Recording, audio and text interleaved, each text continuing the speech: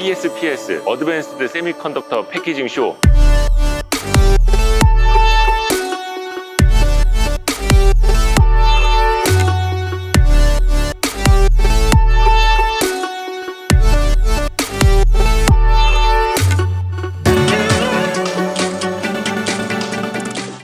차세대 반도체 재료 장비 전시회에 나왔습니다. 수원 컨벤션 센터고요. 사실 우리가 좀 일찍 왔어야 되는데 마지막 날 오후에 왔습니다. 그 정도로 우리가 바쁩니다. 관심이 없는 게 아니라 바쁩니다.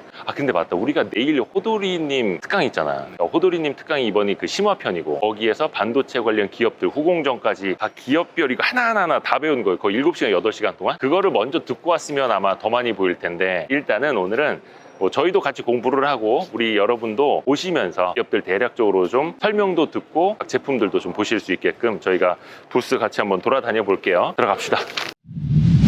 먼저 왔다 간 사람들도 되게 좀 궁금해 하더라고. 왜 삼성전자 부스 안에 같이 있는지. 혹시 인수합병 되나요? 아닙니다. 저희 하나마이크론이 삼성전자의 삼성협력, 그러니까 협력업체로 저희가 들어가 있고요. 파트너십으로 들어가 있어서 삼성전자 부스 안에 저희가 한쪽의 부스를 저희가 진행하고 있는 중입니다. 주로 어떤 것들 많이 좀 설명해 주고 계세요? 지금 하나마이크론에서 진행하고 있는 지금 패키지 제품들이라든지 아니면 턴키 비즈니스라는 제품, 그리고 오늘 말씀드린 것처럼 ASPS에 있는 차세대 반도체 패키징에 대해서 하나마이크론에서 어떤 것들을 하고 있는지 이런 것들에 대해서 설명을 드리고 있습니다. 하나마이크론이 말씀하신 것처럼 그 턴키, 오사트로 되게 유명하잖아요. 차별성이라고 해야 될까? 아니면 좀 차세대 준비하고 계신 게 어떤 게 있는지 좀 설명해 줄 수 있어요? 저는 국내 오사트라고 보게 되면 하나마이크론이 해외 오사트, 이제 아시다시피 암코라든지 ASE에 드는 해외 오사트가 아닌 저희는 순수 국내에 있는 오사트입니다. 국내에 대표님이 가지고 있는 오사트고요. 실질적으로 저희 국내 오사트 중에 대부분들이 메모리 오사트라는 집중에 있는 반면에 하나마이크론은 메모리를 넘어서 비메모리, 시스템 NS 반도체라든지 이런 부분에 대한 비메모리 부분에서도 오사트라든지 아니면 페미스와 같이 구현을 해서 시기적인 이제 메모리를 탈피하는 그런 제품들까지도 좀 진행하고 있다고 보시면 될 것 같습니다. 그러니까 기존의 메모리도 하고 거기다 비메모리 쪽으로도 확장을 하시고. 네, 맞습니다. 그러면 뭔가 기술적으로는요? 혹시 차세대 기술이라든지 패키징 쪽으로 좀 포인트를 두고 있는 거예요? 지금 저희가 말씀드린 것처럼 메모리 제품과 비메모리 제품, 그리고 실질적으로는 저희가 지금 하드가 되고 있는 AI 칩, 인공지능 반도체에 대한 2.5D 패키지, 그리고 저희는 라이다라고 해가지고 저희가 3D 라이다에 대한 부분들까지 돼서 말씀드린 것 같이 메모리를 벗어나서 지금 차세대로 들어갈 수 있는 비메모리에 대한 제품에 대한 것들을 저희가 런칭하고, 저희도 이제 저희 밸류의 이제 제품도 만들 뿐만 아니라 이제 오사트를 할 수 있게 저희가 먼저 기술적으로 먼저 진행을 해서 향후에는 이제 다른 해외의 이제 비메모리 오사트를 하기 위한 그런 부분에 대한 기술력을 준비하고 있는 것까지. 그러니까 현재 진행하고 계시는 거 올해 상반기, 하반기, 내년 내후년 것까지. 네, 저희가 순수 메모리가 아니라 비메모리 부분과 그리고 비메모리 부분에서도 지금 얘기했던 2.5D나 3D 패키지, 그 외에 이제 안테나 패키지 플러스 라이다에 대한 그런 라이다 부분에 대한 라이다 자동차까지도, 오토모티브까지도 저희는 지금 기술력을 진행하고 있는 중입니다. 네. 저쪽에도 저희 삼성전자가 2.5D를 전시를 해놨던데 2.5D랑 2.5D 패키징은 좀 어떤 의미인지 설명해 주시면. 그러니까 2.5D라고 하면은 실질적으로 지금 로직 설계, 로직 제품과 아날로그 로직에 대한 CPU라든지 NPU에 대한 로직과 그리고 메모리에 대한 로직들이 한 칩에 구현되는 부분을 얘기하는 건데요.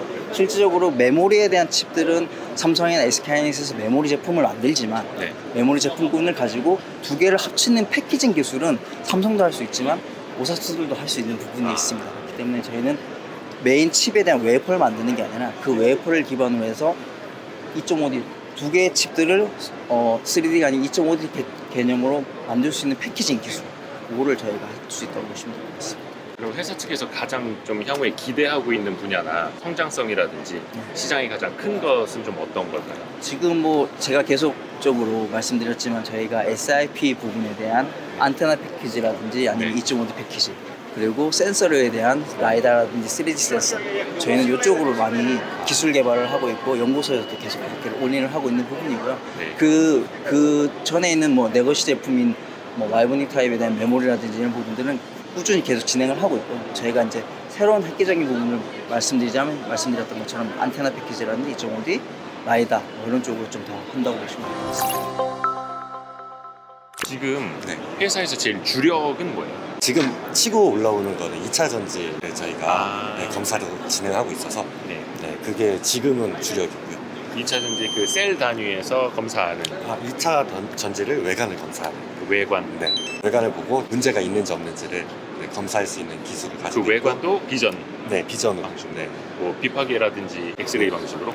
엑스레이 방식도 이용을 하고요. 실질적으로 촬영을 해서 표면상에 문제가 있는지를 확인할 수 있는 그러면 주로 카메라를 활용한 비전 검사다 네. 이렇게 보면 될까요? 네, 광학계를 이용한 그게 반도체도 있고 네, 2차 전지 쪽도 있고. 네, 디스플레이 쪽도 있고 네, 차량 외관 검사도 하고 있고요. 특히 그러면 DIT가 회사 측이 차세대 제품으로 강조하고 있는 거는 그러면 어떤 게 있나요?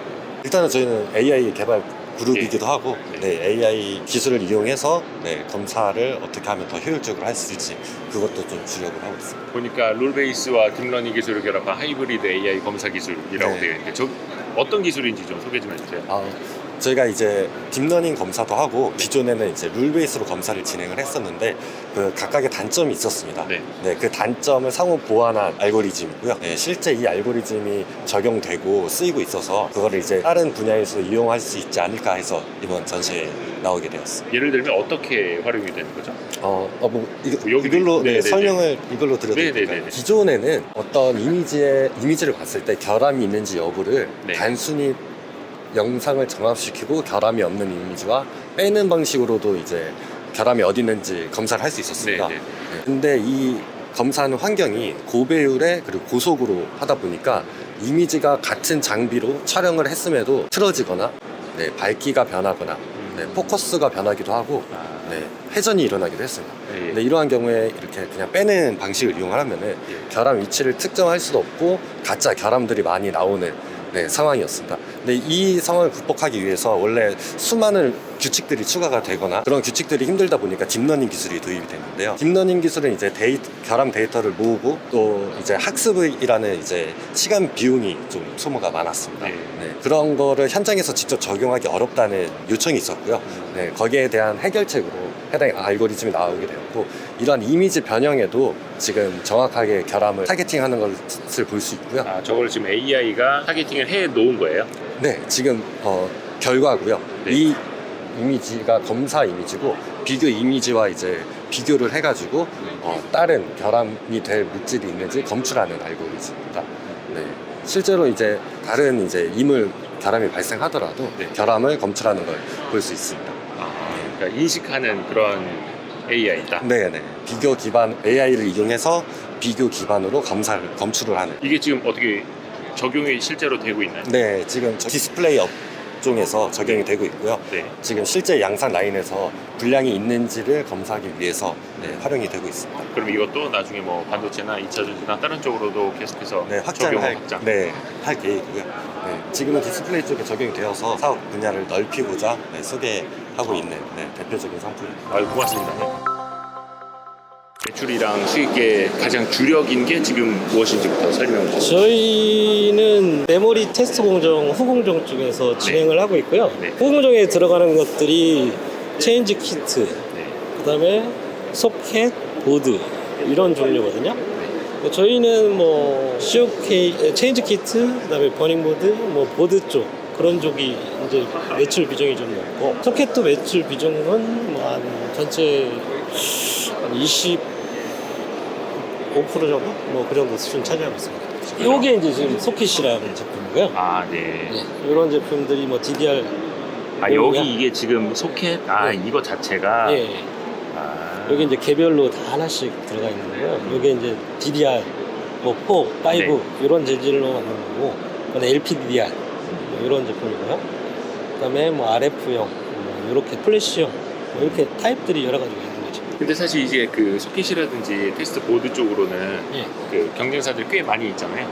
그 중에서 TFE가 가장 최근에 상장한 걸로 알고 있는데 예, 그렇죠. 좀 뭐 경쟁력이나 차별성은 좀 뭐가 있을까요? TFE는 토탈 솔루션을 제공하는 회사이기 때문에 네네. 경쟁사하고 차별점이라고 그러면 경쟁사는 이제 테스트 소켓만 집중을 하지만 네. 저희는 이 테스트 소켓이 장착되는 보드, COK, 버닝 보드까지 다 해서 그 문제점이 생겼을 때 어디에 생기는지 포인트를 다 찾아낼 수 있는 거죠. 네. 그리고 소켓도 어차피 이게 경량화된 게 아니라 거기에 맞춤형 서비스이기 때문에 거기에 맞는 소켓과 그 장비도 다 맞춰서 진행할 수 있는 거예요.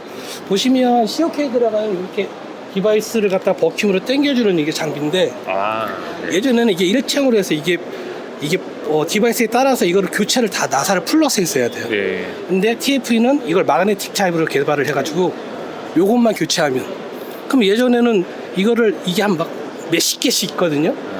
근데 이거 조금만 나사 구녕 보시면 이거를 손에 들어가서 일일이 장비에서 밑에서 조이고 풀고 떨어뜨리고 공구 가까워야 되는데 지금은 교체해 그럼 이거 뺐다가 딱 꽂으니까 시간이 10분의 1로 확 줄어버리는 거죠. 그러니까 이런 서비스도 같이 하면서 러버도 같이 제공하니까 이런 러버에 이런 COK 이런 장비로 맞춤이 되는 거죠. 그래서 TFE는 토탈 솔루션 서비스를 제공할 수 있는 메리트가 있기 때문에 다른 회사보다는 큰 장점을 보시면 될 것 같습니다. 캐파 같은 건 어때요? 생산 능력이나 이런 거는? 캐파 같은 거는 저희가 말씀드릴 수는 없고요. 네. 네, 그건 어차피 다 회사마다의 경쟁력이기 때문에 네. 지금 공급 자체에서는 크게 문제 없이 긴급 낚기든 뭐든 좀 다 대응해서 낚기 준수율은 거의 다 지금 99% 이상 거의 100%라고 보시면 돼요. 그리고 또 그런 이야기 좀 들어보세요. ISC가 SKC에 인수된 다음에 예, 그쪽 뭐 물량들이 좀 일부 TFE로 오지 않겠느냐. 그거는 주셔야죠. 고객사 입장이기 때문에. 혹시 이쪽 영업 쪽에서는 그러면 그거를 더 어떻게 좀 하고 계시는지. 영업 쪽에서는 똑같아요. IC도 주고 뭐 TF도 주고 TS도 주고 다 장점이 있기 때문에요. 뭐 그쪽에 SKC에서 IC 인수한다고 그래서 뭐 반사적 얘기로 TFI가 있는 거 아니냐. 이거는 뭐 결론은 고객이 이제 주는 물량이 어떻게 차이가 있느냐. 그건 좀 더 지켜봐야 될 문제고요. 근데 좀 더 저희는 좀 기대치를 좀 갖고 있는 거죠. 아유 고맙습니다. 네.